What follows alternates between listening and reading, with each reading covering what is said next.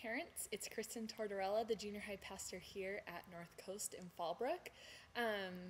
Good to see you guys again, and just wanted to give you a quick update on what we did this weekend in junior high. Sam Naylor, our missionary from Russia, came into junior high this week to share a little bit about his ministry and what he does in Russia and what goes on there. And so he shared a little bit with the students, just kind of about his role and what he does at the Christian school there in St. Petersburg. And then he answered a few questions from the students, and the students actually had some really great questions that made for some really good conversation with Sam. They asked things like, how did the Lord inspire you to start working in Russia? Is it hard to talk to Russians about the Lord?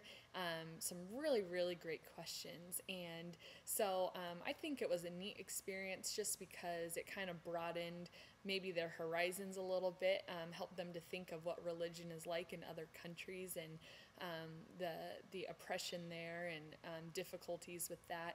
And so we kind of tied it up talking about that, you know, the United States religiously is very different than other countries, and that while we contribute financially to missionaries, we also need to contribute with our prayer for them, you know, because it can be a really difficult thing with the different political systems set up in other countries. So I think it was neat just to give them a perspective of something different outside of the United States. And if you get a chance to talk to your student about what they maybe heard on Sunday, I think a good question would just to ask them, you know, what did you get out of Sam's talk? What was one thing that stood out to you? Or what did you know that you didn't know before? What do you know now that you didn't know before? And that could be a cool jumping off point to see what they heard from that.